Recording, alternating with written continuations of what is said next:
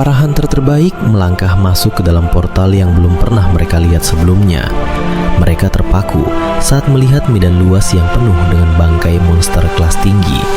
Di tengahnya berdiri seorang pria tanpa sehelai pakaian pun. Tubuhnya dipenuhi bekas pertempuran yang sudah lama mengering. Ia terperangkap di dunia itu selama ratusan tahun, bertarung setiap hari sampai kekuatannya melewati batas manusia. Saat ia akhirnya kembali ke dunia modern, tidak ada hunter yang mampu menandingi kekuatannya. Tidak ada seorang pun yang mengetahui asal-usulnya. Segalanya berawal dari masa yang sangat jauh sebelum hari itu. Dan inilah dia, The Night King Who Returned with a God.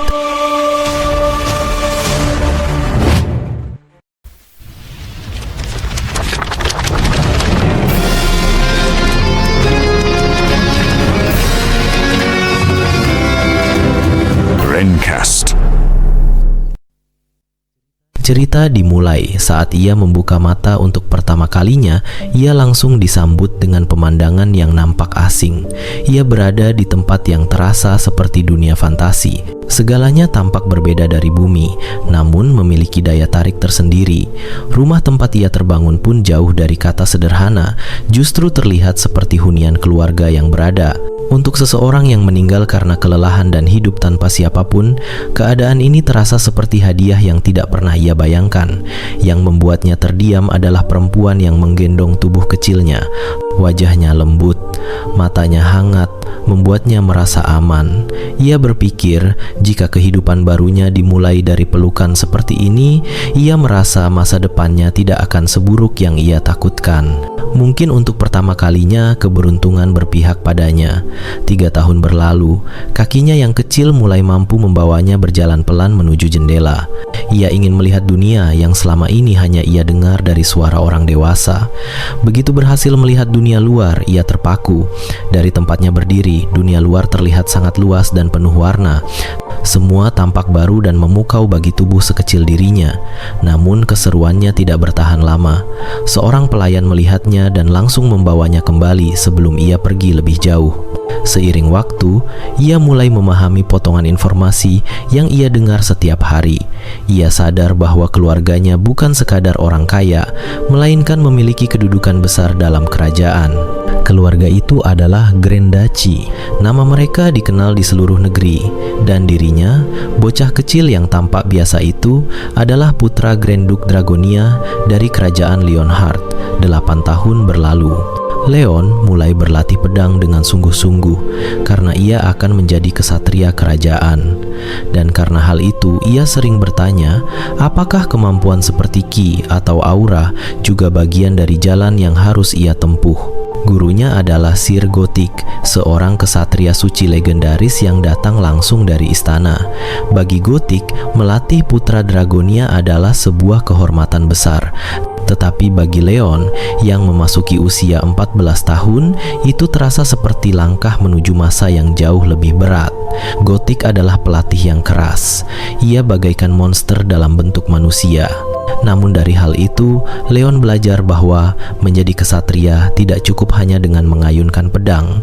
Ia harus menjalani misi dan harus membuktikan kelayakan dirinya di mata kerajaan. Dan jika ia ingin mencapai tingkat kesatria suci, ia harus dipilih langsung oleh Holy Grail lalu meminum air sucinya.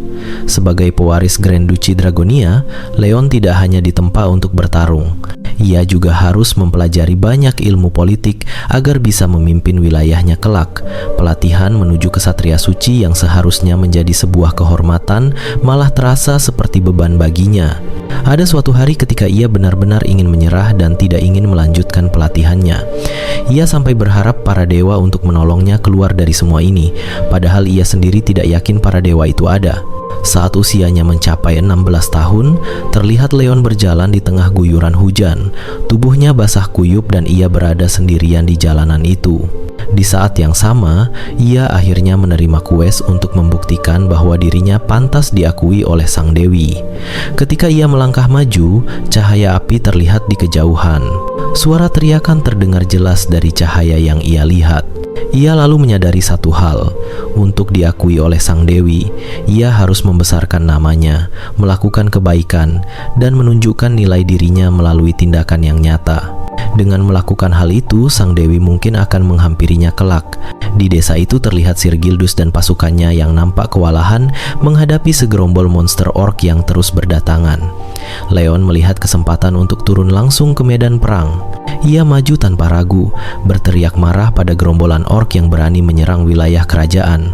Situasi di kerajaan memang sudah tegang sejak lama, dan serangan hari itu membuat semuanya semakin meledak. Saat Leon menginjak usia 20 tahun, ia akhirnya berdiri di hadapan Dewi Ariana, sosok yang sangat-sangat agung di dunia itu. Dewi itu benar-benar cantik dan sesuai dengan apa yang dirumorkan. Kemudian sang dewi memberi Leon sebuah tugas untuk membuktikan kehormatan serta keteguhan dirinya. Tanpa ragu, Leon menerima quest dari sang dewi. Setelah bertahun-tahun memaksa tubuh dan tekadnya melewati batas, akhirnya Leon berhasil mencapai tujuannya. Ia resmi menyandang gelar sebagai kesatria suci. Setelah menjadi kesatria suci, Leon terus turun ke medan perang. Ia menebas orc, membersihkan sarang goblin, dan menghentikan sekte-sekte gelap yang mengacau di berbagai wilayah. Dari satu misi ke misi berikutnya, namanya makin dikenal. Pada akhirnya ia diangkat sebagai kesatria perang, jabatan yang memberi wewenang untuk memimpin para kesatria lain. Dalam perjalanan panjang itu, Leon mencatat pencapaian yang sulit dipercaya.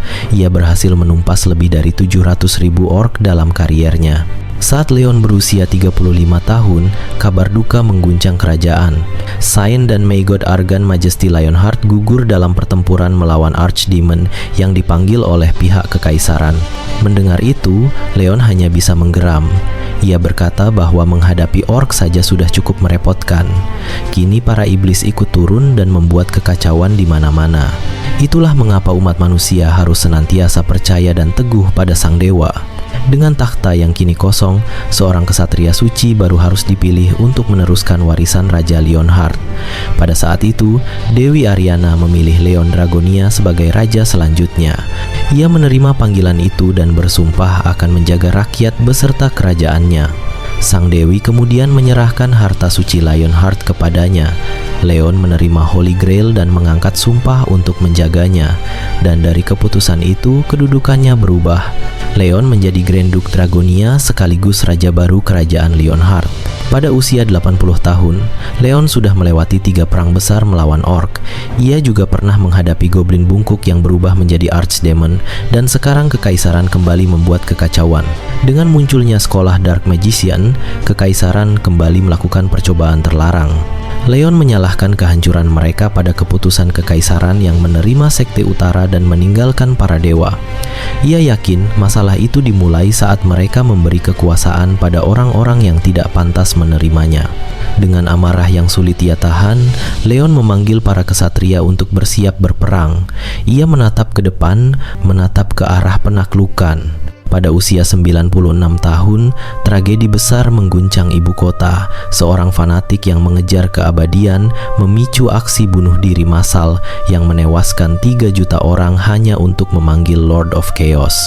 Dan pada akhirnya, Leonlah yang turun tangan langsung untuk membasmi fanatik itu. Pada tahun 121, dunia berada di tepi kehancuran. Ia sudah mencoba semaksimal mungkin untuk mempertahankan dunia, namun dunia tetap saja hancur dan tidak sesuai dengan apa yang ia inginkan. Lalu Leon berkata kepada Eren, ia harus bangga karena ayahnya gugur dengan kehormatan, dan kini ia pasti berada di sisi para dewa. Setelah itu, Leon berdiri di depan para kesatria dan membangkitkan semangat mereka. Ia bertanya apakah mereka mendengar bagaimana musuh merenggut saudara-saudara mereka. Di tanah tandus yang dipenuhi rasa putus asa, ia menanamkan keberanian. Ia mengingatkan mereka bahwa kehormatan tetap memiliki arti, bahkan saat dunia hampir runtuh sekalipun. Mereka tidak mampu menghentikan kejahatan yang datang dari segala arah. Namun, sang dewi tetap berada di sisi mereka sampai akhir. Dan di bawah panji kerajaan Lionheart, Leon memerintahkan pasukannya untuk menyerang. Pada saat musim dingin tiba, pasukan Leon memasuki pertempuran terakhir mereka. Di depan mereka tersebar miliaran iblis yang menutupi bumi. Para budak barbar dipaksa menjadi tameng hidup. Kesatria sipil yang hanya memegang tombak dan perisai tumbang satu persatu, namun mereka gugur dengan kehormatan di samping para kesatria agung. Leon terus menebas iblis dan archdemon sampai akhir. Ia menunjukkan apa arti sebenarnya menjadi seorang kesatria suci. Pada usia 256, ia menghancurkan gate iblis terakhir. Dengan itu, setiap jalan pelarian bagi sisa kejahatan tertutup selamanya. Tepat saat usianya mencapai 300, para hunter memasuki gate itu dan melihat sosok bercahaya yang telah menumbangkan archdemon hanya dengan satu tebasan. Ketika mereka bertanya siapa dirinya, Leon melangkah maju menghampiri monster yang baru ia tebas. Ia menyebut dirinya Raja Leon Dragonia Lionheart, kesatria dari Glorious Knight dan pembawa kehendak kuil suci. Tahun itu menjadi penanda kembalinya sang raja dari segala raja. Di saat yang sama, ia akhirnya bertemu manusia bumi setelah memusnahkan setiap iblis sampai tidak ada yang tersisa. Cerita kembali sebelum mereka memasuki gate. Di tengah pusat kota Seoul muncul sebuah gate misterius. Gate itu dijelaskan sebagai gate dengan ancaman yang tidak dikenal. Korea dan Asosiasi Hunter Global segera memanggil guild-guild besar untuk menyerbunya. Namun tidak ada guild yang berani karena tidak ada yang tahu apa yang menunggu di dalam. Pada akhirnya, pemerintah menugaskan Asosiasi Hunter Korea untuk masuk lebih dahulu. Sebuah keputusan yang terasa seperti mengirim mereka menuju kematian. Di dalam, pemandangan pertama yang dilihat manajer Asosiasi Hanhari membuatnya terpaku. Seorang pria telanjang berdiri di tengah medan pertempuran. Hanhari bahkan tidak bisa mengusir bayangan itu dari kepalanya. Namun seketika bayangan itu runtuh ketika manajer kepala Kim Jin-soo memberikan secangkir kopi untuknya. Kepala manajer menanyai tentang kelanjutan kasus itu, namun Jin-soo menjawab bahwa tidak ada yang percaya pada ceritanya, tetapi ia sudah menduga sesuatu. Gate itu bukan gate biasa. Ini adalah gate iblis berperingkat Black Rank yang dihuni oleh iblis agung di dalamnya. Namun yang lebih mengherankan adalah kenyataan bahwa mereka semua keluar hidup-hidup, seolah keajaiban terjadi di dalam gate itu, dan semua itu berkat pria misterius yang mereka temukan. Lalu scene berganti saat Hanhari menginterogasi Leon. Ia berpendapat bahwa Leon adalah penyintas dari dunia lain yang berhasil hidup di dalam gate. Dugaan itu tidak sepenuhnya salah. Dalam 30 tahun terakhir, memang ada beberapa orang yang kembali dari dunia gate. Polanya selalu sama. Mereka keluar dari dunia yang akan hancur atau sudah hancur. Kadang, para penyintas itu kembali dengan kekuatan luar biasa yang tidak hilang meski mereka keluar dari gate. Karena itulah pemerintah selalu berusaha mendekati mereka, memberi dukungan, dan kalau bisa, merekrut mereka sebelum negara lain melakukannya. Hanhari melihat potensi baru dalam diri Leon, potensi yang berbeda dari para penyintas lain. Jin-soo pun menambahkan, saat mendengar laporan bahwa para hunter peringkat A hampir mati menghadapi iblis tingkat tinggi, namun Leon justru menumbangkannya hanya dengan satu pukulan. Bahkan monster yang biasanya membuat rank S gemetar saat menghadapinya. Leon bukan hanya membunuh Great Devil, tetapi juga membantai habis monster dalam gate. Tentu saja, itu tidak cukup untuk mendeskripsikan sebesar apa kekuatan Leon yang sebenarnya. Meski begitu, Jin-soo merasa sedikit canggung. Sikap Leon sama sekali tidak seperti orang biasa. Cara bicaranya, gerak tubuhnya, semuanya menunjukkan bahwa ia membawa diri seperti seorang bangsawan sejati. Hanhari awalnya mencoba mengabaikan semua itu. Ia berpikir mungkin Leon hanya terlihat kaku, tetapi sebenarnya ia adalah orang yang baik. Namun anggapannya hancur begitu mereka tiba di lokasi berikutnya. Mereka melihat Leon berteriak pada para pekerja sambil memecahkan kaca pengaman, yang bahkan monster pun tidak bisa membuatnya retak. Dalam sekejap, semua asumsi positifnya lenyap. Jelas sekali bahwa pria ini memiliki rasa superioritas yang tidak kecil. Sekitar 15 menit sebelum itu, di ruang interogasi, Leon merasa tidak berada di tempat yang tepat. Ingatannya kembali pada masa ketika hanyalah pria yang berusia 20-an, yang meninggal karena bekerja terlalu keras. Setelah itu ia bereinkarnasi ke dunia lain, menjadi raja sekaligus kesatria, dan memerintah kerajaannya lebih dari 100 tahun, lalu menghabiskan 2 abad untuk membasmi iblis. Dan kini ia kembali ke bumi. Ia cukup lega karena masih mengingat sebagian besar hal tentang dunia asalnya. Leon memutuskan untuk menyembunyikan jati dirinya.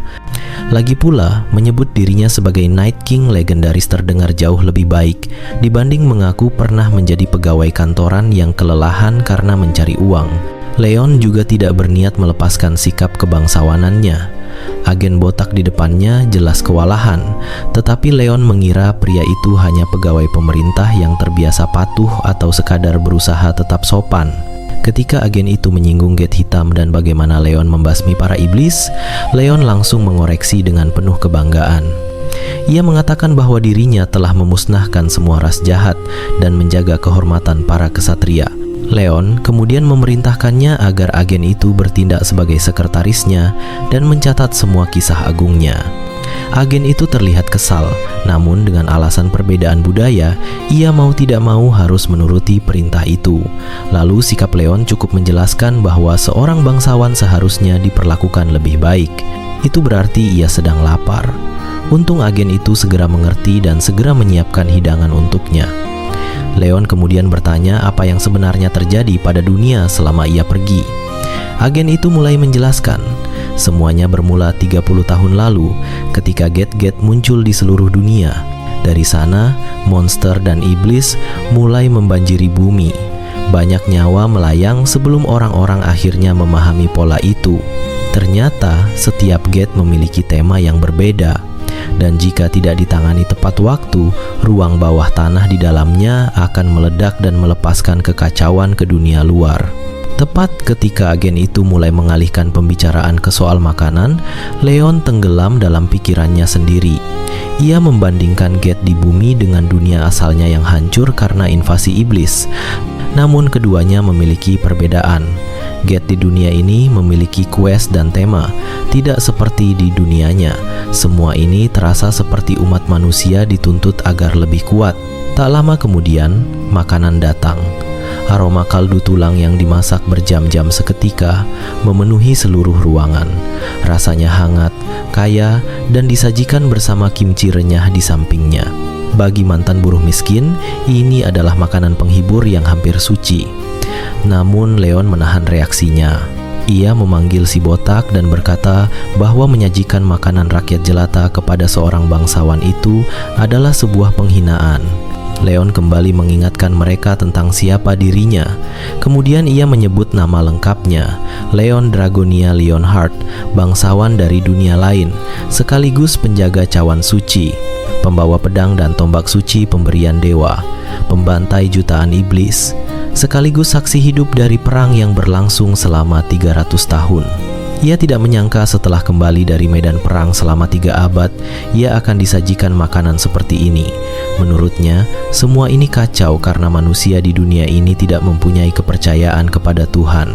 Leon yakin bahwa membimbing orang yang tersesat adalah bagian dari tugasnya sebagai bangsawan. Bahkan setelah kembali ke bumi, ia masih membawa beban yang sama di pundaknya. Setelah disuguhi steak yang lezat, Leon kembali tenang. Leon seperti orang yang begitu terobsesi dengan kehormatan, namun ada satu hal yang membuat Jinsu heran. Ia masih tidak paham bagaimana Leon bisa mengenali ayam dan jajangmyeon yang mereka suguhkan. Sementara itu, Hanhari tidak terlalu memikirkannya. Justru ia merasa lega karena akhirnya Leon mau memakan steak dan sebotol anggur merah tahun 1993 yang mereka hidangkan. Jinsu lalu memberi isyarat kepada Hanhari untuk memulai sesi tanya jawab. Namun jelas terlihat ia sangat gugup. Ia kesulitan mengikuti cara bicara Leon yang terdengar kuno. Jinsu yang mulai kesal bahkan sempat curiga. Ia berpikir Leon mungkin benar-benar tertarik pada Hanhari, terutama karena Leon pernah memanggilnya pemberani dan sama sekali tidak mengusirnya. Hanhari sempat ragu saat mengintip ke dalam kamar sang bangsawan. Dengan sopan ia bertanya apakah boleh masuk.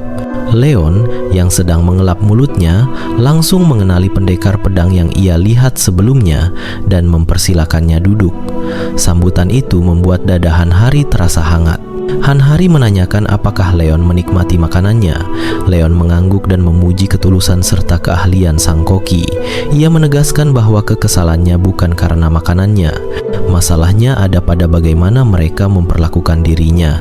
Menurut Leon, seorang raja tidak seharusnya diperlakukan dengan cara seremeh itu.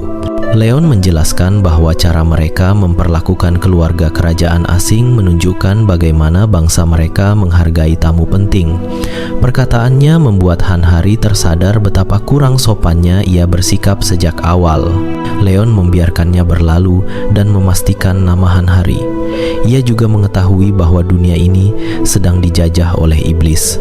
Han Hari lalu menyampaikan maksud kedatangannya. Ia berkata bahwa misinya adalah merekrut Leon ke dalam asosiasi Hunter Korea Selatan. Dengan nada resmi, ia bertanya apakah Raja Leon bersedia mempertimbangkan untuk bergabung dengan asosiasi tersebut. Leon memahami bahwa pertempuran intelijen di abad 21 berputar pada satu hal. Negara mana yang bisa merekrut para penyintas lebih dulu? Bahkan negara rela menggelontorkan dana yang amat banyak demi bisa mendapatkan satu orang penyintas.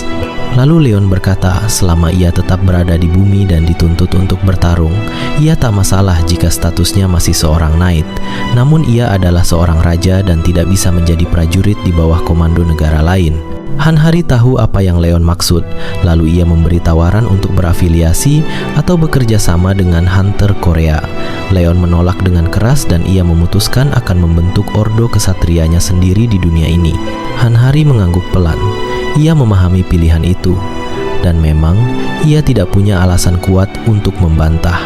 Jinsu lalu berkomentar bahwa itu hal yang cukup bagus karena Leon tidak mudah dipengaruhi oleh negara atau guild manapun. Han Hari justru tidak bisa menerima kenyataan bahwa asosiasi yang terikat pemerintah harus tunduk pada seseorang seperti Leon. Ia menambahkan bahwa ini semua gara-gara guild-guild besar yang memakai uang dan kekuasaan untuk membeli para penyintas. Tepat ketika Jinsu akan mengatakan sesuatu tentang Guild Phoenix, lantai bergetar keras. Seketika alarm berbunyi. Mereka menerima laporan darurat bahwa sebuah dungeon baru muncul di dataran Honam. Jika sebuah dungeon muncul di dekat lumbung padi, aura iblis bisa menghancurkan produksi pangan. Han Hari tahu bahwa hunter peringkat S, Lee Yongwan dari Guild Phoenix, biasanya mampu menaklukkan Gate Jingga. Namun Jinsu curiga. Menurutnya, orang-orang itu pasti sedang merencanakan sesuatu dan mereka harus bergegas untuk menghentikannya. Leon yang mendengar percakapan itu langsung memahami situasinya. Jika dungeon baru muncul di dekat lumbung atau sawah, berarti ancaman besar telah menanti karena tanah akan terinfeksi dan tanaman tidak akan tumbuh kembali di radius dungeon tersebut. Tiba-tiba Leon berkata, "Bagaimana kabarmu, Demera?" Lalu scene berganti. Terlihat bangunan putih yang megah dan terlihat seorang wanita berambut pirang dengan jubah hijau menari di antara hembusan angin. Ia berdiri tidak jauh dari sebuah kastil putih besar di belakangnya. Sementara itu, dungeon di bawah mereka perlahan meretakkan intinya. Lee Yongwan, hunter peringkat S, dan Master Guild Phoenix menoleh ketika Jinsu dan Han Hari masuk ke area itu. Jinsu yakin bahwa orang-orang itu sengaja membiarkan dungeon terbuka. Semua ini hanya karena permintaan mereka untuk pembebasan pajak atas keuntungan gate ditolak. Padahal meski ditolak, Guild Phoenix tetap meraup untung besar dari kristal sihir dan material monster yang mereka dapatkan. Tetap saja mereka berusaha menghindari pajak sebesar 1 triliun, sesuatu yang seharusnya tidak perlu mereka pertanyakan sebagai guild besar, karena keuntungan mereka pasti lebih daripada itu. Tetapi bagi mereka, tidak ada jumlah yang cukup. Emang ya, kalau dasarnya tamak ya tamak. Jinsu tidak pernah membayangkan mereka bisa melakukan itu hanya karena permintaan mereka ditolak. Han Hari berteriak pada Hunter Yongwan, mengingatkannya bahwa sudah 1 minggu berlalu dan gate dungeon harus segera ditutup. Yongwan hanya tersenyum santai, seolah tidak peduli. Ia tahu risikonya, tetapi berdalih bahwa beberapa rekannya terluka dan tidak bisa melakukan raid. Ia berjanji akan menanganinya besok, meski tanpa jaminan apapun. Perkataan itu membuat Jinsu dan Han Hari semakin marah. Han Hari tidak bisa tinggal diam. Ia mempertanyakan rasa patriotisme Yongwan. Ia tahu betul apa yang bisa terjadi jika dataran Honam terinfeksi. Tiba-tiba Yongwan tertawa sinis. Ia mengingatkan Han Hari tentang kejadian tahun lalu dan dengan dingin berkata bahwa di dunia ini keadilan hanya milik mereka yang punya uang dan kekuasaan. Sebuah suara familiar langsung memotong ucapannya. Leon menyebut Yongwan dangkal dan kuno. Yongwan membalas dengan nada ketus, tetapi Leon tidak tinggal diam. Ia mengatakan bahwa seseorang serendah itu tidak pantas berbicara seperti itu pada seorang raja. Yongwan terpaku. Ia tidak percaya telah dihina di depan umum. Ia adalah salah satu dari 20 hunter S-rank terbaik di dunia dan Master Guild dari 10 guild teratas. Tangannya hampir terangkat untuk memukul Leon, tetapi ia terhenti ketika Han Hari mengingatkannya bahwa Leon adalah seorang penyintas. Mendengar bahwa Leon adalah seorang penyintas, seketika nada bicara Yongwan berubah. Ia langsung membungkuk, menunjukkan rasa hormat. Ia bertanya apakah Leon berasal dari salah satu guild berwarna abu-abu, namun Leon tidak tertarik berbicara dengan orang yang ia anggap rakyat jelata. Ia justru menatap Jinsu dan meminta penjelasan singkat tentang kondisi Gate. Jinsu dan Han Hari merasa lega. Mereka senang Leon memilih berdiri di pihak mereka. Agar semuanya jelas, Han Hari mulai menjelaskan situasinya. Biasanya dungeon break diawali tanah yang terinfeksi unsur iblis. Tanaman tidak bisa tumbuh dan daerah itu berubah menjadi lahan mati. Karena dataran Honam adalah pusat produksi pangan utama, keadaan ini sangat berbahaya. Untuk menghentikannya, Han Hari berkata bahwa mereka harus membersihkan dungeon dan memurnikan tanah yang telah tercemar. Setelah memahami masalahnya, Leon memerintahkan Han Hari untuk memanggil bala bantuan. Ia menegaskan bahwa ia akan mengambil alih keesokan hari, setelah waktu kelompok kecoa milik Yongwan habis. Namun sebelum bertindak, Leon meminta satu hal. Ia ingin izin resmi dari raja negara itu. Tanpa persetujuan tersebut, ia menolak untuk memasuki Gate. Han Hari mencoba menjelaskan bahwa ia tidak perlu melakukan hal itu, tetapi Leon tetap pada prinsipnya. Ia ingin semuanya dilakukan sesuai aturan. Ia meminta pesan segera dikirimkan kepada raja. Di sisi lain, Yongwan tampak pucat, seolah melihat sesuatu yang menakutkan. Dalam hatinya, ia sadar satu hal, Leon jauh lebih merepotkan daripada dirinya. Setelah mendapat persetujuan dari presiden, Han Hari kembali dan memberitahu Leon bahwa semua sudah siap. Ia sempat bertanya apakah boneka jerami itu benar-benar diperlukan. Leon menjelaskan bahwa untuk membersihkan tanah yang terinfeksi dibutuhkan ritual yang tepat. Karena itu, ia meminta dua hal, boneka jerami dan para ibu yang biasa membuatnya. Begitu semua berkumpul, Leon meminta perhatian mereka. Ia meminta masing-masing memperlihatkan boneka buatan tangan mereka. Tanpa disangka, hal itu berubah menjadi semacam kontes dadakan. Sebagai juri, Leon menilai satu persatu. Ia mengkritik dengan keras boneka-boneka yang menurutnya buruk. Banyak wanita kehilangan harapan setelah mendengar komentarnya. Bahkan boneka buatan Han Hari pun ditolak. Leon tidak percaya para ibu yang sudah melahirkan bisa membuat boneka sejelek itu. Leon akhirnya meluluskan satu orang, seorang wanita tua di usia akhir 80-an yang telah membesarkan 12 anak. Ia menyebut wanita itu sebagai patriot sejati. Biasanya, ia akan memberi medali dan hadiah. Tetapi kali ini ia hanya meminta maaf karena tidak bisa memberikan hal itu. Dan ucapannya cukup untuk membuat wanita itu tersipu malu. Dengan boneka yang sudah disetujui, Leon pergi ke dataran Honam. Semua persiapan sudah menunggu. Ia kemudian mengeluarkan cawan suci yang ia dapatkan dari Dewi di dunia sebelumnya. Kemudian, hal yang ia lakukan adalah mempersembahkan boneka panen itu kepada ibu tanah. Dari kejauhan, kelompok Yongwan memperhatikan dengan wajah penuh tanda tanya.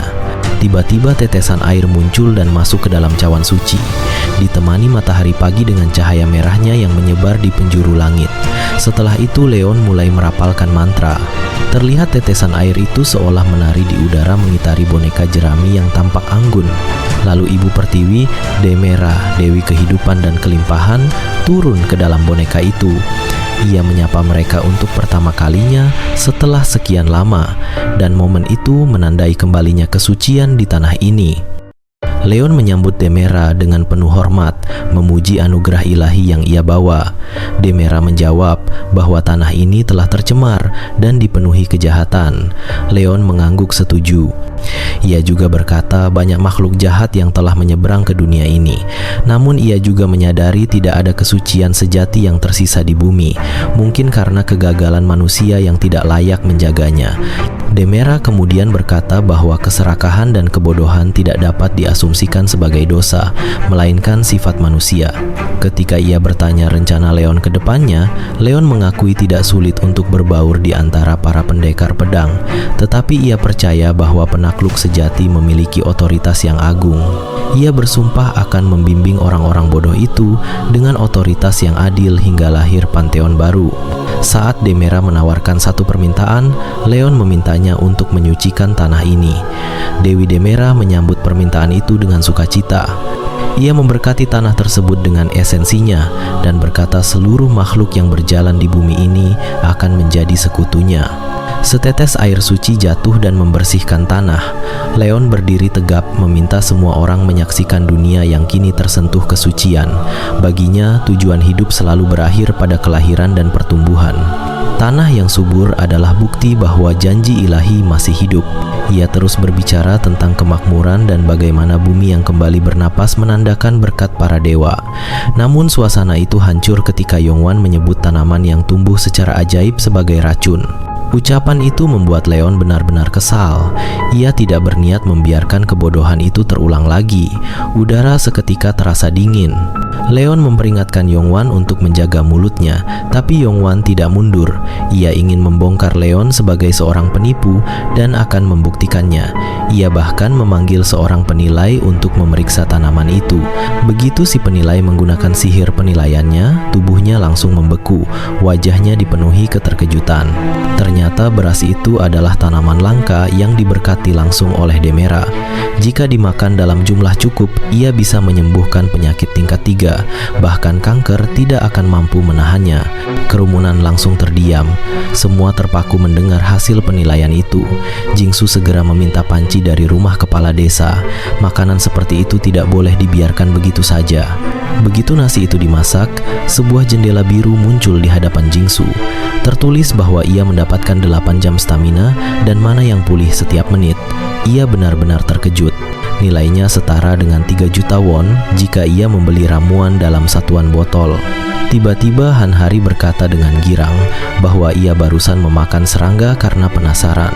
Jingsu hampir muntah mendengarnya, namun ucapan berikutnya membuat semua orang terdiam. Serangga itu memberinya buff yang tidak masuk akal. Jika energi ilahi benar-benar menyebar ke seluruh dataran, itu berarti semua makhluk hidup kini membawa buff. Jingsu langsung bereaksi kegirangan. Ia memerintahkan pencarian sebanyak mungkin serangga. Dan ia menambahkan jika dengan buff maksimal, tim asosiasi hunter bisa masuk gerbang dan menyelesaikan raid dengan mudah. Perkataan itu membuat semangat tim penyerang membara. Ketika Demera bersiap untuk kembali, Leon mengucapkan terima kasih atas kesucian yang ia berikan. Kemudian Demera memberikan nasihat yang amat dalam. Ia berkata, tetaplah makan. Ketika Hari bertanya kepada Leon apa itu kekuatan agung dan apakah di dunia ini tidak ada dewa, Leon menjelaskan bahwa dunia dan kehidupan itu dibuat dengan kekuatan agung dan sebaiknya Han Hari camkan itu baik-baik. Setelah itu, ia mengalihkan perhatian semua orang. Ia memerintahkan untuk masuk ke dalam gerbang begitu para prajurit selesai makan. Sementara itu, Yongjuan dipenuhi amarah. Ia tidak terima ada seorang penyintas yang merusak rencananya. Dalam hati, ia berharap Leon mati supaya pemerintah tidak punya pilihan selain menyetujui tuntutannya. Lalu sebuah ide muncul di kepalanya. Ia bertanya kepada anak buahnya apakah gate itu sudah pernah dimasuki sebelumnya. Anak buahnya membetulkan pertanyaannya. Ia lalu melanjutkan dalam party itu hanya ada satu hunter peringkat A, yaitu Hanari. Ia yakin Leon hanyalah seorang buffer yang tidak bisa bertarung. Ia menambahkan bahwa dalam gate ada monster yang tidak bisa dilawan dengan cara biasa, yang artinya mereka akan kalah. Leon memimpin kelompok itu masuk ke dalam gerbang. Begitu berada di dalam, ia langsung memahami mekanismenya.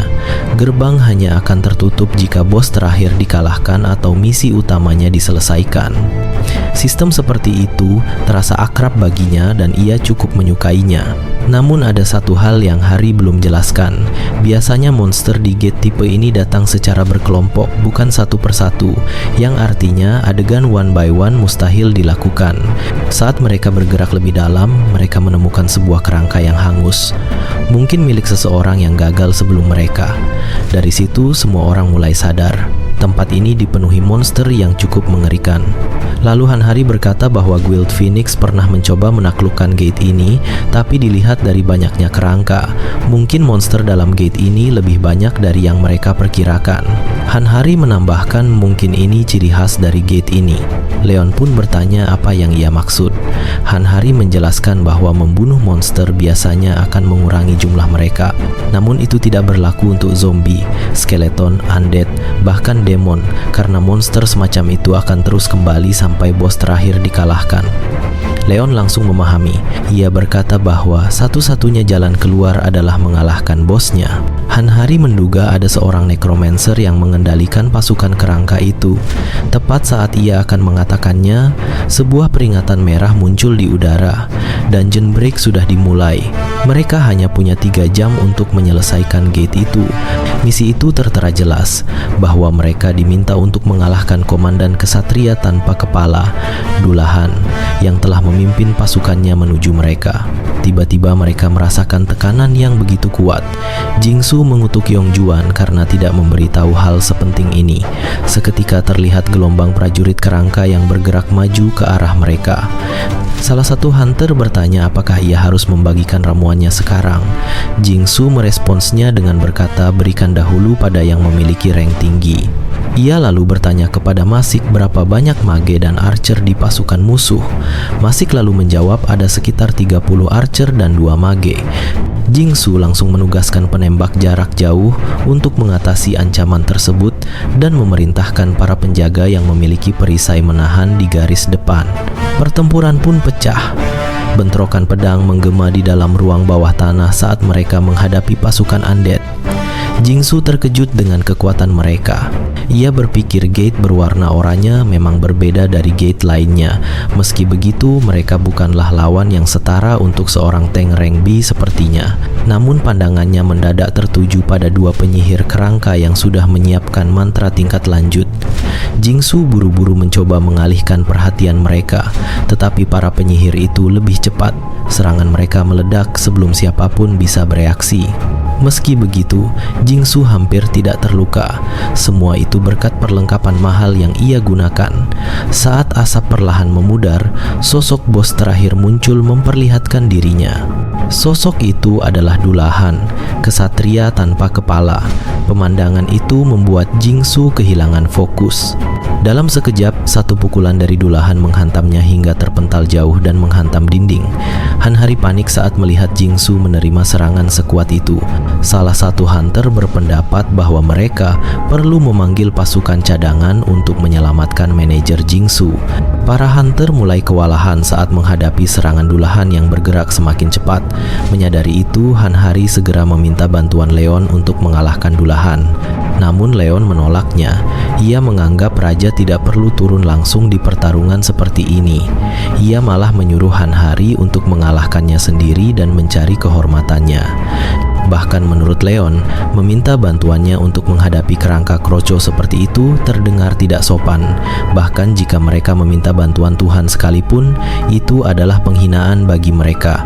Ucapan itu jelas membuat Hanhari kaget sekaligus kesal. Karena waktu hampir habis, ia sadar bahwa Leon sebenarnya lebih tertarik pada Dullahan ketimbang keselamatan mereka. Tanpa ragu, Hanhari menggenggam pedangnya lebih erat.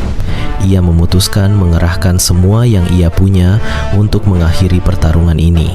Ia juga memerintahkan tim lain untuk menjaga Jingsu dan barisan belakang. Dengan gerakan cepat, ia menerjang maju, melompat ke arah bos untuk memberikan serangan terkuatnya. Benturan serangannya terlihat sangat kuat dari kejauhan, namun Dullahan menahan serangannya dengan sangat mudah. Hanhari tahu ia harus memisahkan Dullahan dari pasukannya, apapun caranya. Dalam satu gerakan cepat, Dullahan melemparkan kepalanya untuk menutup pandangan Hari. Serangan itu membuatnya kehilangan fokus, sehingga ia terkena serangan dari Dullahan dan tubuhnya terlempar ke dinding. Meski begitu, Hanhari berhasil memaksa Dullahan menjauh dari pasukan utama. Setelah itu, Hanhari mengerahkan seluruh tenaganya. Api seketika menyelimuti tubuh Dullahan. Hanhari bersiap memberikan serangan terakhir dan ia benar-benar yakin itu akan mengakhiri semuanya. Namun tak disangka, Dullahan menepis serangan itu dengan sisi tumpul pedangnya. Itu adalah kabar buruk bagi Hari yang hampir saja ditebas oleh pedang besar itu. Di tengah ketegangan itu, Leon melangkah maju. Ia tampak terkesan dengan teknik pedang Dullahan. Menurutnya, gaya bertarung seperti itu hanya dimiliki kesatria bangsawan. Ia bahkan menyesal telah meremehkannya sebagai undead biasa. Lalu Leon menantangnya, duel antar kesatria. Ucapannya langsung membuat seluruh medan perang sunyi. Semua orang terkejut mendengar hal itu. Dan yang lebih mengejutkan lagi, Dullahan menerima tantangannya. Begitu tantangan itu diterima, Dullahan turun dari kudanya. Leon menyambutnya seperti sesama kesatria. Ia tahu gaya bertarungnya lebih cocok dengan dua tangan, jadi ia meminta duel yang adil dengan menggunakan pedang berat. Dullahan tidak memberi jawaban, ia hanya berdiri diam. Leon menghunus pedangnya saat Hari mengingatkan kalau Dullahan tidak akan mati kecuali kepalanya dipisahkan. Leon hanya mengangguk pelan, seolah itu bukan masalah. Hari tidak mengerti bagaimana Leon akan menang tanpa mengikuti aturan itu. Leon menjawab singkat. Baginya, kehormatan kesatria yang akan menentukan pemenangnya. Ia melangkah ke tengah arena dan memperkenalkan diri sebagai Ksatria pertama Dewi Cahaya dan Keadilan, Archduke Agung Dragonia, sekaligus raja dari kerajaan Leonhard. Dan setelah Leon memperkenalkan diri, duel pun dimulai. Dullahan melewatkan segala formalitas dan langsung terjun ke pertempuran. Dengan nyaris tanpa bergerak, Leon menahan serangannya dengan satu tangan. Seolah itu bukan apa-apa, membuat Dullahan kehilangan keseimbangan. Dengan satu pukulan, Leon melemparkannya ke samping. Dullahan mencoba serangan cepat dari jarak dekat, namun Leon membaca gerakannya seakan sudah tahu apa yang akan terjadi. Balasannya begitu cepat membuat semua orang terkejut. Hari terdiam, terpaku. Jingsu menahan napas dan bertanya, apakah ia benar-benar melihat apa yang terjadi barusan. Hanya Hari yang tampaknya mampu mengikuti alur duel itu. Leon memindahkan beban tubuhnya dan mengikat pelindung pedangnya tepat saat bilah mereka bersentuhan. Gerakan itu langsung berubah menjadi tebas silang yang bersih dan akurat, teknik yang tidak sembarang orang bisa kuasai. Sudah sangat lama sejak Dullahan menghadapi seorang kesatria sejati dalam duel yang pantas. Ia tahu pertarungan ini mungkin saja sekadar cara Leon untuk mencegah kekacauan lebih jauh, tapi ia tidak bisa menolak rasa hormat yang muncul dalam dirinya. Sikap tegak Leon dan sorot matanya menunjukkan pengalaman panjang seorang prajurit. Leon menerima serangan berikutnya, namun lagi-lagi ia berhasil menangkis dan membuat Dullahan terpental untuk ketiga kalinya. Dengan tenang ia bertanya apakah Dullahan masih ingin melanjutkan duel ini. Namun bagi Dullahan, Leon adalah gambaran seorang kesatria mulia. Di lubuk hatinya, ia tidak akan menggunakan nekromansi melawan kesatria seperti ini. Ia hanya ingin bertarung dengan cara selayaknya seorang kesatria. Entah kapan, Dullahan telah melupakan bagaimana rasanya menghadapi kesatria sejati. Ia pernah menjelajahi dunia dengan kehormatan, dan duel ini terasa seperti mengembalikan ingatan itu. Pada pukulan ke-10, pedang Dullahan terlepas dan terlempar ke udara. Leon mengakui keakuratan teknik lawannya semakin meningkat. Ia bertanya pelan, apakah Dullahan masih mengingat kehidupan lamanya? Pertanyaan itu membuat Dullahan bergetar. Ia merasa seolah Leon baru saja menariknya kembali ke masa kejayaannya. Setelah sekian banyak pertempuran tanpa kehormatan, mengakhiri perjalanan terkutuknya dengan cara selayaknya seorang kesatria, hal itu membuat Dullahan sangat gembira. Tiba-tiba ia berlutut di depan Leon sambil menjulurkan kepalanya. Hal itu membuktikan bahwa ia bangga telah dikalahkan oleh seorang yang layak disebut kesatria. Leon tersenyum tipis, bangga melihat kesatria yang jatuh itu menemukan kembali martabatnya. Seketika, Leon menutup mata sejenak dan berdoa dalam hati. Ia berharap jiwanya bisa beristirahat atau agar Dewi Cahaya membimbingnya ke surga. Dan suatu hari nanti, mungkin mereka bisa bertemu kembali di aula perjamuan para Tuhan, dan semoga Tuhan menerangi jalanmu. Saat tubuh Dulahan mulai menghilang, wajah jika menjual bola kristal ungu itu, namun belum sempat ia menyelesaikan ucapannya, seketika Leon menghancurkan kristal ungu yang dimaksud. Jingsu nyaris pingsan saat melihat Leon menghancurkan bola kristal itu. Ia tak percaya Leon melakukannya, namun Leon memiliki alasannya tersendiri. Menurutnya, bola kristal ungu itu akan menimbulkan kehancuran dunia di masa yang akan datang. Dan dengan kejadian itu, Honam Gate telah resmi diselesaikan. Hari tampak datang sambil mendorong troli berisi makanan untuk Leon. Wajah Hari tampak pucat. Lingkaran hitam di bawah matanya menunjukkan betapa beratnya 4 hari sejak Leon tiba di bumi. Terlalu banyak hal terjadi dalam waktu singkat, dan Hari benar-benar terlihat kelelahan menghadapi semuanya. Masalah pertama muncul saat urusan pajak. Leon menolak membayar 1 koin pun dari hasil rampasannya, bahkan ketika mereka menawarkan pembayaran lewat batu mana. Ia menjawab, kenapa seorang raja sepertinya harus membayar pajak? Yang membayar pajak itu rakyat jelata, bukan raja sepertinya. Hari jelas terlihat kesal mendengar jawaban Leon. Ia hanya bisa menahan diri sambil memikirkan bagaimana caranya menghadapi raja yang menolak semua aturan dasar bumi. Di tengah semua kekacauan itu, Hari menyadari jumlah pengikut Leon meningkat drastis sejak Leon menyucikan tanah beberapa hari lalu. Saat para pengikut bertanya soal pembagian hasil panen, Leon menjawab santai bahwa mereka akan menyerahkan 90% dari hasil panen mereka. Jawaban itu membuat para pengikutnya histeris. Menurut mereka, biaya hidup dan pajak saja sudah cukup tinggi, apalagi harus menyerahkan hampir seluruh hasil panen. Namun Leon menanggapinya dengan santai. Menurutnya, mereka tak perlu khawatir soal kelaparan, karena mereka termasuk dalam pengikut Sang Dewi. Ia berjanji bahwa guild miliknya akan menangani soal makanan, kesejahteraan, dan semua kebutuhan hidup mereka. Hari kemudian memberitahu mereka fakta yang mengejutkan. Beras yang diberkati Leon ternyata memiliki nilai taksiran sangat tinggi. 80 kg bisa mencapai sekitar 150 juta won. Semua orang terkejut melihat kenyataan itu. Mereka sadar bahkan setelah menyerahkan 90% dari hasil panen, mereka tetap akan mendapat keuntungan yang sangat besar. Dengan begitu, keyakinan mereka pada Leon semakin kuat. Hari segera merenungi satu hal, bahwa tempat tinggal untuk Leon adalah suatu masalah baginya. Begitu masuk kamar, Leon terlihat kesal karena tidak ada satupun karya seni di sana. Ia segera menuntut tempat tidur mewah, pelayan yang selalu siap sedia 24 jam, dan karya seni yang bisa ia nikmati kapan saja. Hari hampir menangis karena harus menghabiskan malam menelepon setiap hotel bintang 5 sampai jam 2 pagi demi mencari suite yang sesuai dengan kemauan Leon. Ketika ia sudah kehabisan akal, ia memohon agar Leon mau tidur saja di kamar yang ada, namun Leon tetap nolak, dan akhirnya mereka menaruh beberapa karya seni agar Leon bersedia beristirahat di ruangan itu. Itulah yang membawa mereka ke saat ini. Saat Hari masuk ke kamar untuk menghidangkan sarapan, Leon menanyakan apakah Han Hari sudah makan. Han Hari mengatakan belum untuk saat ini. Kemudian Leon berkata bahwa ia harus segera makan ketika ia selesai. Hari terkejut menerima perhatian seperti itu dari Leon. Ia tidak menyangka raja yang begitu keras dan penuh tuntutan bisa menunjukkan kepedulian kepadanya. Saat menyajikan makanan yang nampak lezat, Han Hari berpikir bahwa ia akan membeli sandwich setelah urusannya selesai. Namun kemudian Leon memintanya untuk duduk. Dengan wajah yang malu-malu, ia berkata apakah Leon ingin makan bersamanya. Saat ia duduk dengan wajah gembira, Leon lalu berkata apa yang ia lakukan. Yang Leon minta adalah untuk segera menyiapkan daging untuknya, bukan makan bersamanya. Mendengar itu, wajah Han Hari nampak syok. Ia sangat malu dengan tingkahnya.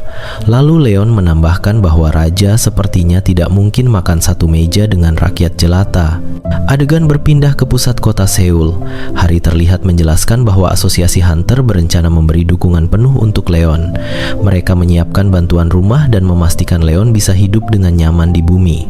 Leon mendengarkan dengan santai. Ia tampak menyukai cara Hari mengurus semuanya dan menyuruhnya meneruskan tugas itu. Kemudian Han Hari menanyakan soal pembagian harta rampasan pada G tempo hari. Leon menjawab bahwa ia meminta mereka untuk menanganinya, namun mereka tidak boleh mengambil jubah dulahan karena ia menyukainya. Saat mereka tiba di tujuan mereka, Hari menjelaskan bahwa ia memilihkan tempat tinggal yang nyaman dan strategis. Lokasinya dekat dengan kantor asosiasi Hunter, bahkan dilengkapi helipad, sebuah tempat yang menurutnya cukup layak untuk seorang raja seperti Leon. Tiba-tiba, seorang pria asing muncul dan menyapa Hari, padahal keberadaan mereka seharusnya dirahasiakan. Ia memperkenalkan dirinya sebagai Park Jong Chan, direktur divisi makanan masa depan dari Dojung. Hari terkejut mengetahui bahwa pria itu dari Dojung Group. Perusahaan itu adalah salah satu dari 3 perusahaan terbesar di negara ini. Han Hari menduga pria itu memang sudah menunggu mereka dan berpura-pura bahwa pertemuan ini suatu kebetulan. Jong Chan langsung mengenali Leon sebagai seorang penyintas dari dunia lain. Kemudian ia mencoba menawarkan jabat tangan dengan Leon, tetapi justru Leon menilainya sebagai sikap tidak hormat. Kemudian dengan wajah ketusnya ia berkata, "Penjual sepertimu ingin berjabat tangan dengan seorang raja? Tidak akan." Hari kemudian segera membawa Leon ke mansion barunya. Ia menjelaskan bahwa asosiasi Hunter akan menanggung sewa dan seluruh biaya lain selama 1 tahun penuh. Namun sepanjang ia menjelaskan, pikirannya terus dipenuhi pertanyaan. Ia terus bertanya-tanya bagaimana informasi tentang penyintas bisa bocor, padahal identitas penyintas seharusnya ditangani dengan tingkat kerahasiaan tertinggi. Untungnya, Leon sama sekali tidak memedulikan Direktur Jong Chan, dan itu membuat Hari sedikit lega. Meski begitu, ia masih tidak mengerti mengapa seorang pengusaha besar bisa begitu tertarik pada Leon. Leon menjawab dengan tenang. Menurutnya, orang seperti Jong Chan hanya ingin mengambil keuntungan darinya, terutama karena keluarga itu memiliki sawah di dataran Honam. Hari langsung terdiam. Ia baru sadar alasannya masuk akal. Ternyata tim intelijen memang membuat kesalahan. Saat Leon menyucikan tanah Honam, ada seorang konten kreator yang merekam seluruh kejadian itu dan mengunggahnya ke kanal YouTube miliknya. Meski pemerintah sudah memintanya untuk menghapus video tersebut, orang itu sama sekali tidak menggubrisnya. Keadaan semakin buruk ketika seorang petani bernama Tuan Park mengunggah ulang bagian saat Leon melakukan keajaiban itu. Kemudian video itu menyebar lebih cepat daripada yang bisa mereka kendalikan. Sementara itu, Jong Chan bertanya pada tim ilmuannya apakah kabar tentang beras itu benar-benar sehebat yang ia dengar. Ia ingin memastikan sendiri seberapa hebat efeknya. Namun sebelum ilmuwan itu sempat menjawab, seorang asisten datang menghampirinya. Asisten itu melapor bahwa tim mereka sudah pergi langsung ke ladang untuk mendapatkan bibitnya. Namun saat tiba di sana, mereka dibuat terkejut. Mereka mendapati seekor anjing yang hampir mati sembuh total setelah memakan beras dari padi itu. Penduduk desa pun demikian. Setelah memakan nasi dari padi itu, penyakit yang mereka derita sembuh seketika. Setelah mendengar pernyataan itu, senyum licik dari Jong Chan terpancar dari wajahnya. Ia berkata walaupun belum ada data uji klinis yang pasti, efektivitasnya sudah terbukti secara nyata, dan produk itu akan menjadi komoditas yang sangat menguntungkan perusahaannya andaikan Leon mau bekerja sama. Seketika wajahnya berubah marah saat ia kembali membayangkan ekspresi Leon yang mind-blowing. Di benaknya masih tertancap saat Leon menghinanya dan menyebutnya rakyat jelata. Kemudian sekretarisnya berkata bahwa mereka harus bisa mendapatkan benih padi itu apapun caranya, mengingat padi itu memiliki kandungan yang luar biasa. Jong Chan pun setuju dengan pernyataan sekretarisnya dan ia memutuskan untuk bertemu kembali dengan Leon. Menurutnya Leon tak berbeda dengan penyintas lainnya. Mereka menganggap bahwa dunia mereka sama dengan dunia ini, namun keduanya memiliki perbedaan yang jelas, yaitu teknologi. Dan jika Leon kembali menolak dan menghinanya, ia akan melawannya kembali dengan hal yang tidak mereka ketahui, yaitu culture shock. Saat Leon Dragonia kembali ke bumi, ia memiliki 3 tujuan. Tujuan pertamanya adalah menyebarkan iman terhadap dewa sejati. Di bumi memang ada banyak dewa yang disembah, namun divine power yang sangat penting justru tidak ada di dunia ini. Menurutnya, peran dewa adalah memberikan keyakinan dan memberkahi dunia. Namun kenyataan di bumi tidak seperti itu.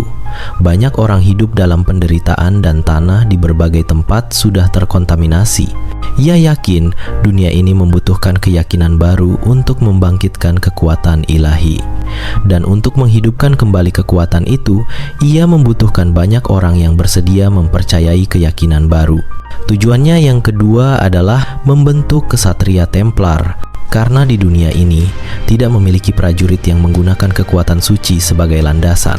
Menurutnya, jika ia dianggap sebagai utusan dewa, penjaga cawan suci, sekaligus raja dari kerajaan Lionheart, mendirikan kesatria Templar adalah keputusan yang masuk akal.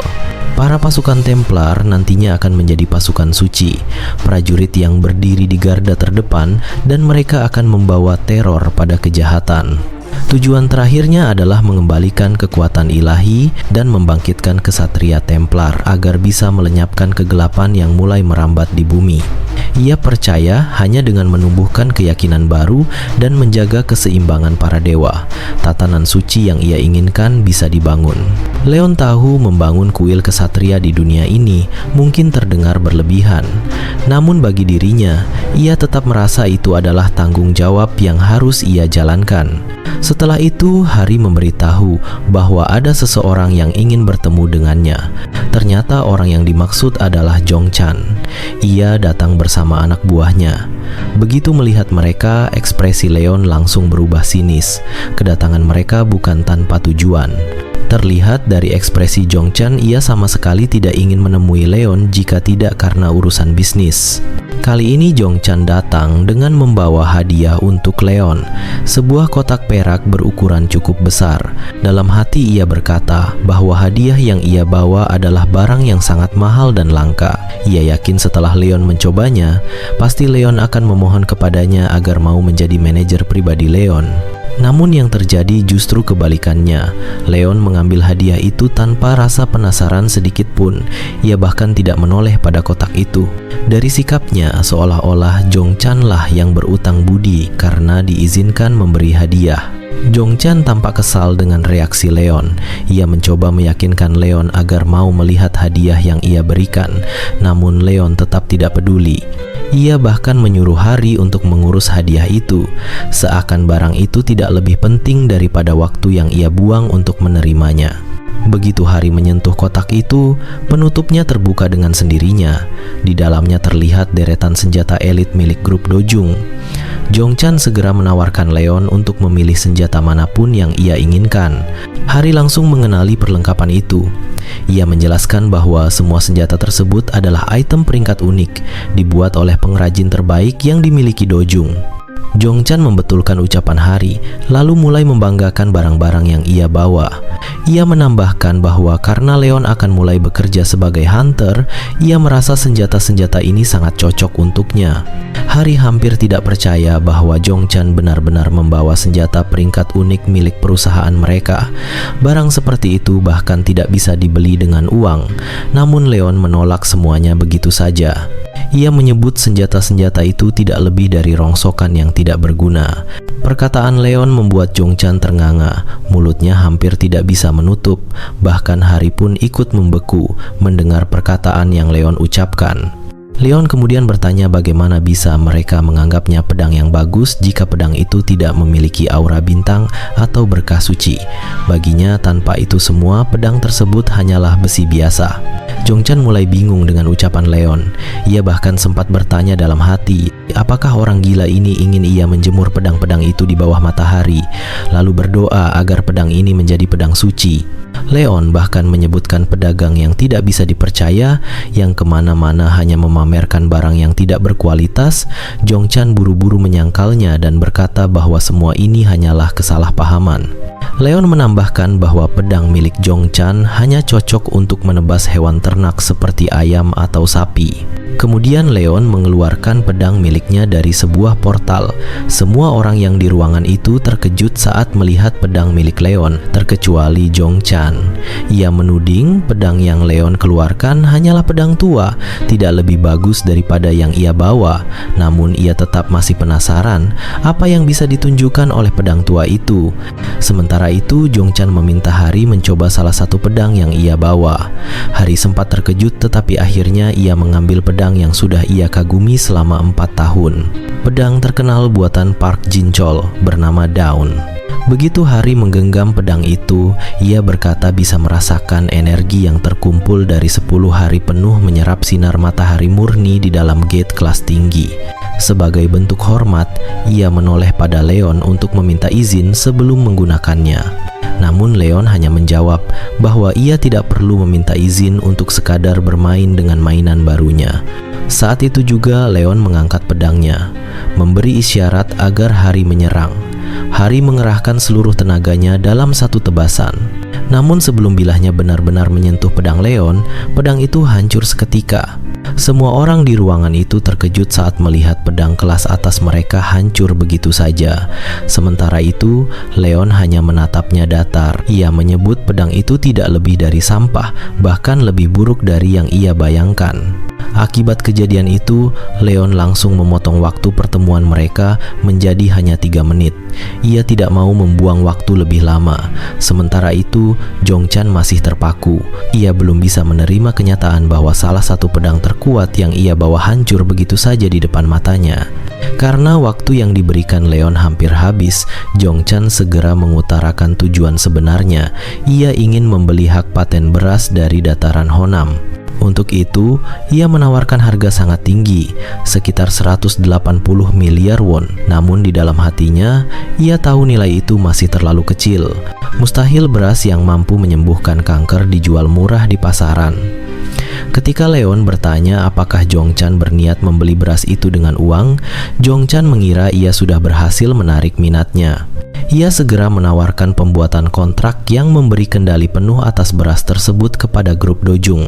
Ketika Jong-chan hendak menjelaskan bahwa perusahaannya bisa menaikkan harga beras itu, amarah Leon seketika meledak.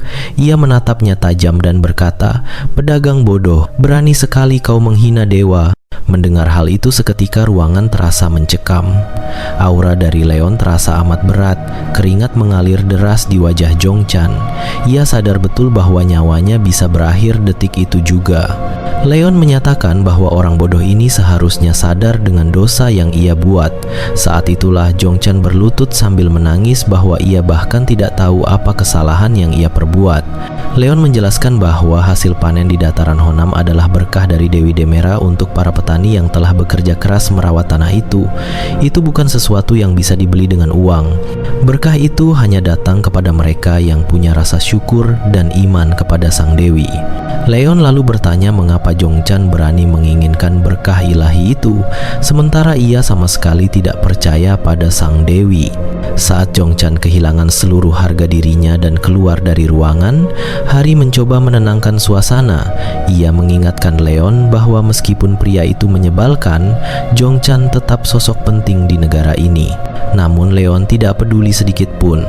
Leon kemudian menanyakan apakah Hari sudah menyiapkan apa yang ia minta. Hari menjawab bahwa asosiasi sudah menghubunginya. Ia lalu bertanya apakah kali ini Leon mau mengikuti tes, karena jika Leon bersedia mengikuti tes, semuanya akan dipermudah. Leon terdiam sejenak lalu menatapnya tajam.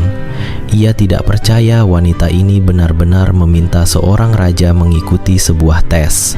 Hari yang masih bingung kembali bertanya, "Kalau begitu, kenapa Anda ingin pergi ke sana?" Leon menjawab, ia akan pergi untuk mencari para prajurit dan menguji mereka sendiri.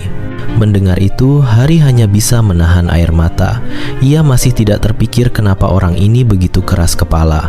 Lalu adegan berpindah ke seorang pemuda bernama Gu Daisung, seorang hunter independen berperingkat D, bertemu dengan seorang lelaki paruh baya bernama Kim Do-han.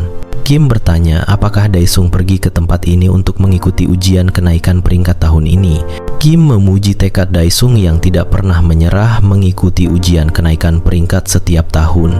Setelah itu ia bertanya dengan santai apakah Daesung yakin tahun ini peringkatnya akan naik. Daesung menjawab bahwa ia tidak tahu, tapi ia akan berusaha sekuat tenaga dan menyerahkan hasilnya pada yang di atas. Kim kemudian menyarankan agar Daesung bergabung saja dengan timnya daripada terus mengikuti ujian peringkat setiap tahun. Mendengar itu, hati Daesung agak nyesek. Ia tahu bahkan orang yang tidak berbakat sekalipun bisa mencapai peringkat C, namun dirinya justru terjebak di peringkat D selama 10 tahun. Kim menambahkan bahwa dengan dedikasi seperti itu, ia yakin cepat atau lambat Daesung akan menjadi penambang terbaik di timnya. Ia juga berkata bahwa Daesung tidak perlu memikirkan omongan orang lain. Yang penting, ia bekerja di tempat yang halal dan barokah. Amin. Namun Daesung menolak tawaran itu. Ia belum menyerah untuk mendapatkan lisensi peringkat C dan menjadi hunter sungguhan. Ia menambahkan bahwa bekerja sebagai penambang memang halal, tapi upahnya tidak cukup untuk menghidupi keluarganya dan menutup semua utangnya. Dari kejauhan, mereka melihat Leon berjalan melewati kerumunan. Karena wajah dan pakaiannya begitu mencolok, mereka mengira Leon adalah orang yang berasal dari Eropa. Kim mencoba untuk menyapa, namun Leon bahkan tidak memedulikannya. Dengan nada datar, ia berkata agar mereka tidak berbicara padanya karena mereka hanyalah rakyat jelata. Mendengar itu, ekspresi Kim dan Daesung langsung berubah syok. Kim masih mencoba berpikir positif, mungkin Leon belajar bahasa Korea dengan cara yang aneh. Daesung yang polos hanya mengangguk-angguk dan setuju dengan ucapan Kim. Namun ketika Leon melirik ke arah belakang dan tatapan mereka bertemu, Daesung merasakan ada tekanan besar yang mengintimidasi dirinya. Namun ia tak bisa menjelaskan apa yang ia rasakan. Saat Daesung masih mencoba memahami apa yang ia rasakan, seorang resepsionis keluar dari sebuah ruangan dan memanggil namanya untuk melakukan interview. Begitu ia hendak memasuki ruangan, Leon kembali melirik para peserta ujian. Semakin lama melihat mereka, semakin jelas baginya bahwa tempat ini hanya dipenuhi hunter tingkat rendah. Tidak ada satupun yang cukup kuat untuk menggugah minatnya. Kemudian nomor antreannya dipanggil. Ia diminta memasuki ruangan nomor 9. Begitu membuka pintu, beberapa staf sudah menunggunya. Mereka menyambut dengan prosedur standar. Salah satu dari mereka menunjuk suatu alat di atas meja dan meminta Leon meletakkan tangannya di atas alat itu. Leon berhenti, alisnya terangkat. Lalu ia berkata dengan suara datar, "Apakah kalian bodoh?" Seluruh ruangan langsung hening. Tatapan para staf berubah bingung dan tegang. Leon melangkah mendekat sedikit. Beraninya orang biasa seperti kalian menilai kehormatan seorang knight. Mendengar hal itu, salah satu staf kemudian menjelaskan bahwa bukan merekalah yang akan menilainya, melainkan alat yang ada di depan Leon. Mendengar itu, amarah Leon semakin tinggi. Ia berkata memang apa yang bisa dilakukan alat ini untuk menguji kapasitas seorang knight. Kemudian ia menjelaskan bahwa yang berhak menguji seorang knight hanyalah dewa dan seorang knight berperingkat tinggi. Salah satu staf menatap Leon dengan raut bingung. Lalu salah satu staf itu bertanya lantas kenapa ia datang ke ruang seleksi. Leon menjawab, ia datang untuk mencari prajurit yang layak. Namun setelah melihat kualitas peserta hari itu, ia menyimpulkan bahwa tidak satupun dari mereka mendekati standar yang ia butuhkan. Leon lalu bertanya tentang tahap berikutnya. Staf menjelaskan bahwa tahap selanjutnya adalah tes lapangan. Para peserta akan masuk ke dalam gate untuk dinilai melalui pertarungan langsung. Mendengar itu, minat Leon kembali bangkit. Ia menganggap pertempuran sebagai cara paling jujur untuk menilai kemampuan seseorang. Karena itu, ia memutuskan untuk ikut mengamati para peserta di tahap tersebut. Adegan bergeser ke dataran hijau yang luas. Itu adalah Seoul Station Gate, salah satu gerbang yang sengaja dibiarkan terbuka untuk ujian hunter. Tak jauh dari sana, Daesung berdiri sambil mengatur napas. Dalam hati ia mengingat aturan dasar. Gate yang sudah dibersihkan biasanya menghilang, tapi beberapa tetap dijaga khusus untuk ujian seperti ini. Ia melihat sekeliling dan merasa suasananya tidak jauh berbeda dari tahun lalu. Jalurnya sama, formatnya sama, tidak ada kejutan berarti. Daesung tahu satu hal, jika ingin mendapat nilai penuh, ia harus bergerak jauh lebih aktif. Jika ia bergerak terlalu pasif, hasilnya akan sama seperti 10 tahun terakhir. Bersama dengan Daesung, terlihat ada beberapa orang di sana.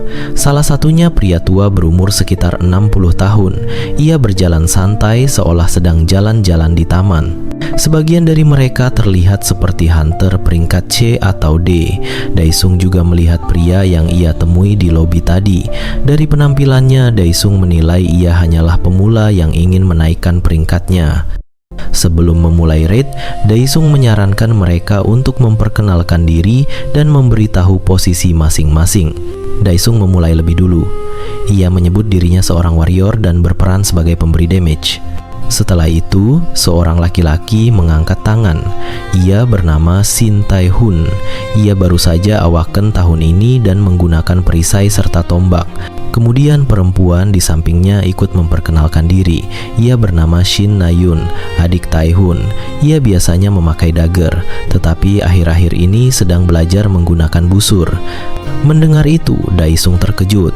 Ia sama sekali tidak menyangka dua orang itu masih pemula dan bahkan belum mengetahui bakat utama mereka. Lalu Daesung bertanya apakah keduanya sudah pernah ikut pelatihan sebelumnya.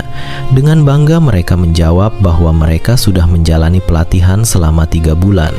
Daesung kemudian menoleh pada pria tua itu. Sang kakek memperkenalkan dirinya. Ia bernama Oh Gang Tae, seorang veteran tahun kelima yang baru saja awaken belum lama ini. Ia mengatakan bahwa ia menggunakan gauntlet sebagai senjatanya. Ia menilai sang kakek juga masih minim soal pengalaman, apalagi ia menggunakan gauntlet. Itu pasti akan sulit untuk menyamai jangkauan pedang atau tombak.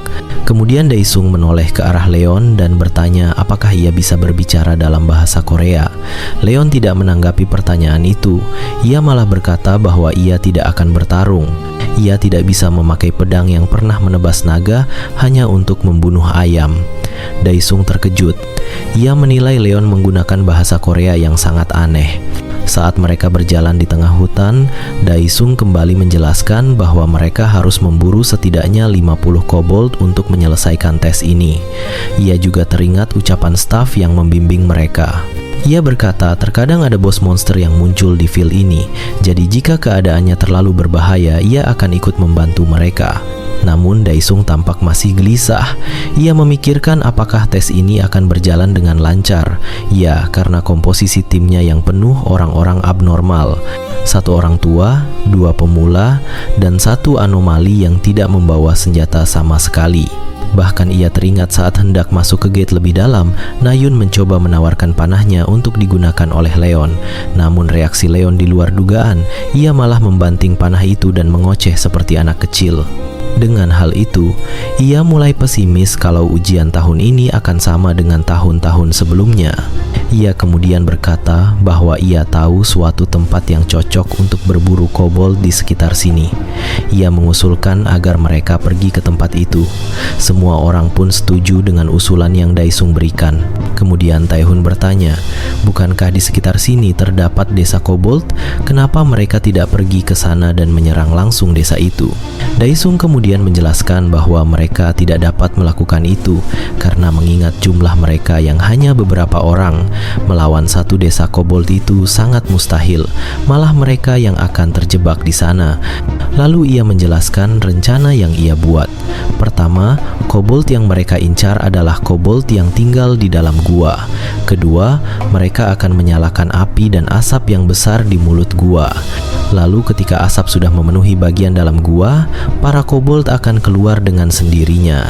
Dan di saat itulah mereka akan membunuh kobold itu satu persatu. Tae-hun dan adiknya memuji pengalaman yang ia miliki. Daesung tampak malu mendengar pujian itu. Ia mengakui bahwa ia sudah mempelajari banyak strategi untuk menaklukkan gate yang lebih tinggi. Namun kenyataan berkata lain. Ia adalah hunter veteran berperingkat D dan tak pernah masuk gate lain selain Seoul Station Gate. Oleh karena itu, ia bertekad di tes kali ini ia harus menaikkan peringkatnya. Namun, tiba-tiba ekspresi Tae-hun berubah. Tubuhnya gemetar hebat. Ia melihat gerombolan kobold di depannya. Saat para kobold itu menyadari posisi mereka, tanpa basa-basi Daesung maju menyerang dan meminta Tae-hun untuk menahan dengan perisainya. Satu serangan dari Daesung tepat mengenai titik fatal kobold itu. Di sisi lain, Tae-hun juga berhasil mengalahkan kobold lainnya. Tae-hun merasa kobold itu terlalu lemah dan ia berpikir mereka bisa menyelesaikan tes ini dengan mudah. Namun belum sempat ia menyelesaikan perkataannya, Nayun berteriak kencang memintanya untuk menghindar. Ternyata ada satu kobold yang melompat dan jaraknya sudah dekat dengan dirinya. Untungnya Daesung dengan cepat menebas kobold itu. Jika tidak, cakar dan giginya yang begitu tajam pasti sudah merobek tubuh Tae-hun. Kemudian Daesung meminta semua orang untuk tidak lengah. Monster ini memang lemah, tapi gerakannya cukup cepat. Sementara itu di sisi lain, Nayun dan kakek Gang tampak tidak menemukan kesulitan berarti. Dengan leluasanya, kakek Gang meninju monster itu hingga terpental cukup jauh. Daesung yang melihat kakek Gang agak terkejut dan memuji stamina yang ia miliki. Setelah berhasil mengalahkan kelompok kobold itu, Daesung memuji tim mereka. Kemudian Tae-hun meminta maaf atas kecerobohan yang ia lakukan. Daesung meminta agar ia tidak perlu memikirkannya. Ia menambahkan bahwa setiap orang pasti pernah melakukan kesalahan. Jadi ya, itu tidak apa-apa. Daesung justru bersyukur karena tidak ada yang terluka dalam pertempuran ini. Sebelumnya, Daesung memang sempat meragukan mereka. Namun setelah parti ini terbentuk dan melihat potensi yang mereka miliki, ia yakin kelompok ini pasti akan berhasil menyelesaikan tes ini, terkecuali satu orang. Ia bertanya kepada Leon kenapa ia sama sekali tidak melakukan apapun saat mereka bertarung. Daesung kemudian mempertanyakan itu pada staf yang mengawasi mereka. Staf itu berkata bahwa mereka tidak perlu khawatir karena itu akan menjadi nilai plus dalam evaluasi mereka. Mereka agak kesal saat mendengarnya, namun tidak terlalu memikirkan dan memutuskan untuk melanjutkan pencarian. Sesampainya mereka di depan mulut gua, mereka melakukan rencana yang sudah Daesung buat, meletakkan jerami dan membakarnya. Saat Daesung akan membakar jerami itu, tiba-tiba Leon bertanya apakah itu rencana terbaik yang mereka miliki. Mendengar itu, Daesung tampak kesal. Ia bahkan berkata, "Kau yang tidak melakukan apapun saat kami diserang dan sekarang kau mau komplain?" Kemudian Daesung menjelaskan bahwa ia telah menggunakan strategi ini sebanyak 3 kali dan semuanya berhasil. Namun Leon kembali membalas. Ia mengatakan apakah ia akan mengandalkan pengalaman yang tidak seberapa itu. Hal itu membuat Daesung sangat marah hingga terlihat urat nadi yang mencuat dari dahinya. Saat strategi mereka sudah mulai berjalan, Daesung memperingatkan semua orang untuk berkumpul karena sebentar lagi kobold akan keluar dari dalam gua. Seperti yang mereka duga, puluhan kobold bermunculan dari dalam gua. Melihat hal itu, Nayun sontak menyerang mereka menggunakan anak panah yang ia miliki. Terlihat mereka sama sekali tidak kewalahan saat menyerang kawanan kobold kali ini. Daesung tampak puas dengan strategi yang ia buat. Ia memerintahkan semua orang untuk terus melakukan hal seperti ini hingga pasukan kobold habis tak tersisa. Namun saat mereka masih terbawa suasana oleh kemenangan yang hampir diraih, tiba-tiba terdengar suara raungan yang begitu mengguncang. Daesung yang terdiam mengenali suara itu. Itu adalah suara dari General Captain, pemimpin dari pasukan kobold. Daesung tidak percaya bahwa General Captain adalah bos dari dungeon ini. Yang ia tahu, bos dari dungeon ini hanyalah peringkat C, namun General Captain lebih dari itu. Kemunculan General Captain sekaligus akhir dari pertemuan kali ini. Terima kasih kepada kalian yang sudah menonton sampai akhir. Saya dan tim pamit undur diri dan goodbye.